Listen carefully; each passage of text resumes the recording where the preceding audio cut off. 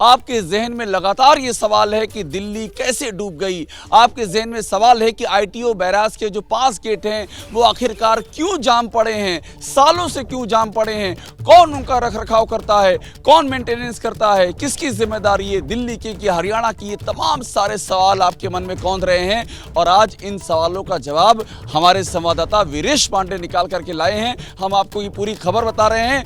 पहली बड़ी खबर ये है कि दिल्ली सरकार के आरोपों को हरियाणा सरकार ने नकार दिया है। आईटीओ बैराज के जो 5 बंद गेट हैं उन पर बड़ी खबर यह है कि जो चीफ इंजीनियर है हरियाणा सरकार के, उन्होंने बताया है कि इसके मेंटेनेंस का पैसा दिल्ली सरकार ने 5 सालों से नहीं दिया है।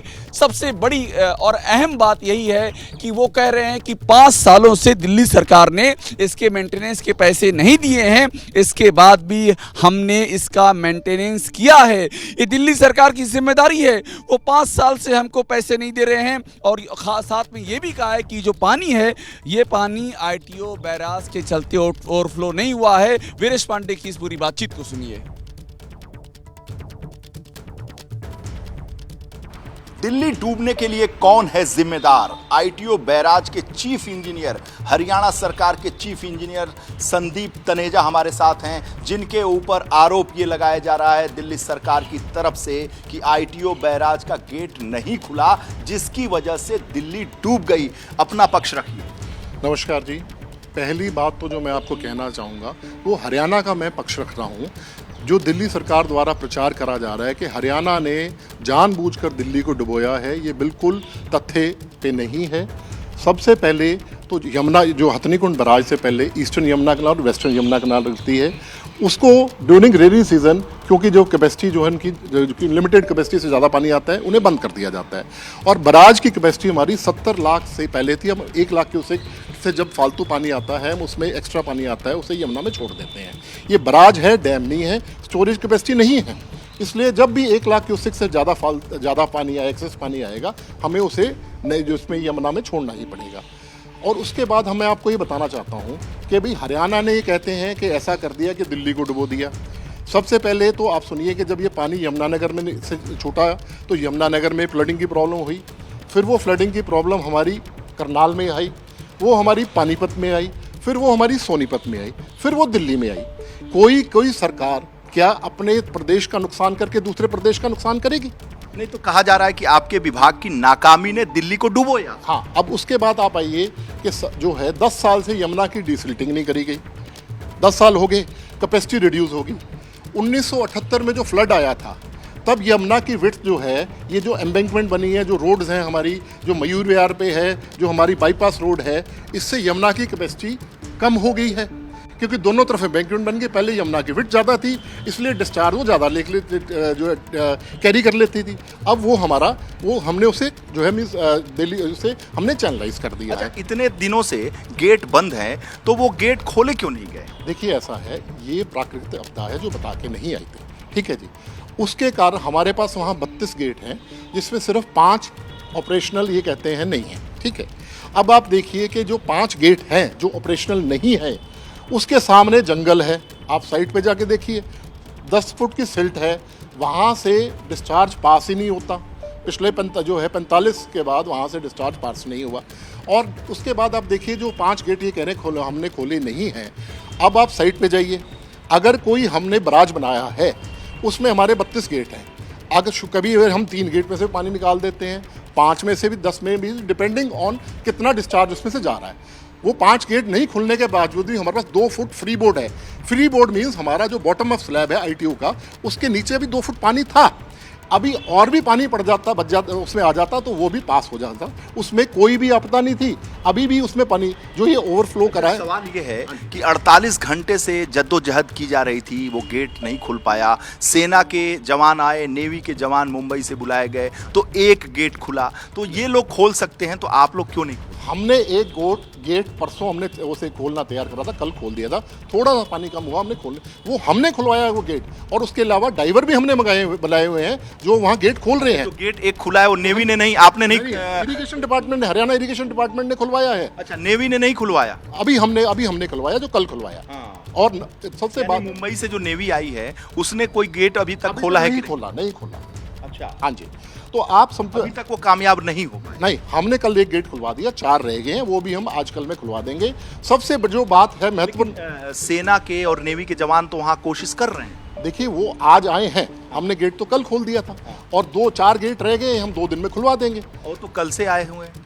हम कल से हम काम करवा रहे हैं, परसों से वहाँ हम काम करवा रहे हैं। और सबसे महत्वपूर्ण बात इस पे एक सवाल है कि अगर बाढ़ आ गई, डूब गया दिल्ली, तो फिर गेट जब पहले ही खुल गया होता तो ये तो आफत नहीं आती ना। देखिए ऐसा है, जब मैं कह रहा हूँ 5 दिन पहले अगर खुल गया होता तो ये आफत नहीं आती। नहीं, आफत का इससे कोई ताल्लुक नहीं है। 5 दिन पहले जब ये आपदा स्टार्ट हुई, हमने गेट्स उसको ओपन करने की कोशिश तब से हम कर रहे थे।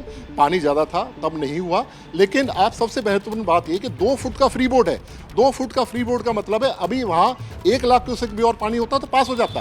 ये पानी एक्सेस आया, फ्लडिंग नहीं हुई है। फ्लडिंग हुई है मोनेस्ट्री के पास हमारे यहाँ गेट का नहीं है। और नंबर 2 बात सुनिए, 1978 की जो गेट थी, जो इनकी गेजेज है वो फॉल्टी है। ये कहते हैं 11 लाख क्यूसेक पानी आया। 1978 में यमुना की जो विड्थ थी ये यहाँ तक आती थी, मॉडल टाउन तक आती थी, लाल किले तक थी, और उधर देखिए आप मयूर विहार तक थी। यमुना की विड्थ कितनी थी? आप इसको एज ए लेमैन समझिए। जब हमारी यमुना की चौड़ाई ज़्यादा है तो हमारा इतना पानी जो है वो उसमें पास हुआ। हमने यमुना की चौड़ाई कम कर दी, तो इतना पानी जब भी हमारा पास हुआ तो उसमें हमारा डिस्चार्ज सेम था। ये बात को, तथ्य को हाइड करा जा रहा है कि ये गेट के कारण कोई आपदा नहीं आई। ये दिल्ली सरकार ने इसकी डिसिल्टिंग नहीं करी, जो इसको जो है इसके गेजेस गलत हैं। 11 लाख नहीं है। अब आप ओखला बराज पे जाइए, वहाँ 3.5 लाख क्यूसेक पास हो रहा है। यहाँ से 5-7 किलोमीटर दूर ओखला बराज है, यूपी के कंट्रोल में है, उसकी 3.5 लाख क्यूसेक कैपेसिटी है। तो ये 11 लाख की कैपेसिटी है ही नहीं। यहाँ पानी मैक्सिमम 4 लाख है। मिलाकर आपका कहना है कि दिल्ली सरकार की लापरवाही है। हाँ, देखिए आप सुनिए बात ना भाई, हरियाणा से पानी छोड़ा 3.5 लाख, यूपी में गया, हरियाणा में आगे यूपी जो बराज से गया 3.5 लाख। यहाँ 11 लाख क्यूसेक पानी कहाँ गया? इतनी कहाँ से बारिश आ गई? ये टोटल जो है, इनमें कोई भी फैक्ट्स नहीं है। ये कोई भी फैक्ट्स नहीं है। मैं इससे ज्यादा मैं कह नहीं पाऊंगा। केजरीवाल के सरकार, उनके जल मंत्री लगातार आरोप प्रत्यारोप लगा रहे हैं। मैं कंपिटेंट नहीं हूं उनके बारे में कोई टिप्पणी करने का। मैं सिर्फ ये कह रहा हूं कि हरियाणा के कारण ऐसा कुछ नहीं हुआ।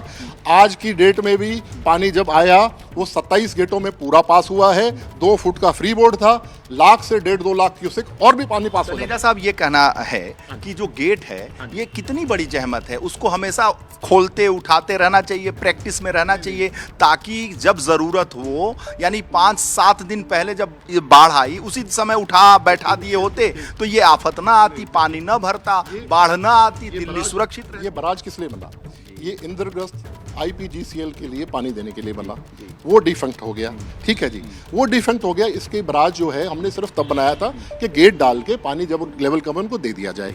आज की डेट में भी अभी आप साइड पे जाइए, मैं आपको साइड पे दिखा सकता हूँ। जो 5 गेट है उसके सामने जंगल है सारा, 10 फुट की सिल्ट है, पानी वहां से पास ही नहीं हुआ कहीं से। अच्छा साहब, एक सवाल है कि वो जो बैराज है उसको लेकर इतना बड़ा सिंचाई विभाग का अमला है, आप चीफ इंजीनियर हैं, SDO हैं, एक्सीएन हैं, एग्जीक्यूटिव इंजीनियर हैं, JE हैं, चपरासी हैं, कर्मचारी हैं, इतना बड़ा सामनाथ मार्ग पर लाव लश्कर है, फिर एक गेट इतनी बड़ी समस्या। अब आप सुनिए, इस गेट को कौन मेंटेन कर रहा था? हरियाणा सरकार। और इसका रनिंग एंड मेंटेनेंस कौन दे रहा था? दिल्ली गवर्नमेंट। पिछले 5 साल से इन्होंने पैसा नहीं दिया।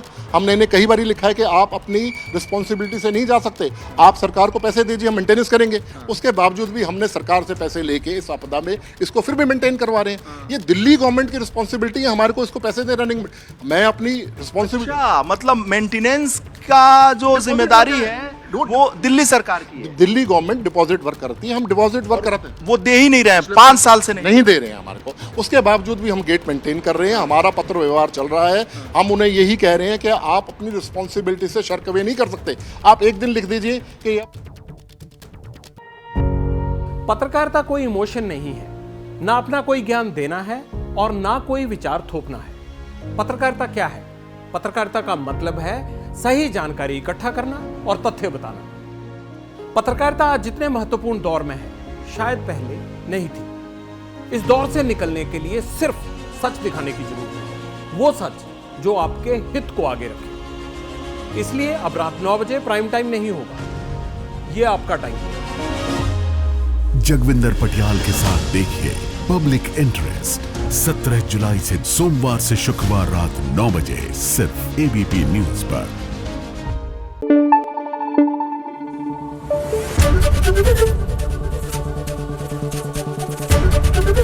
एबीपी न्यूज आपको रखे आगे।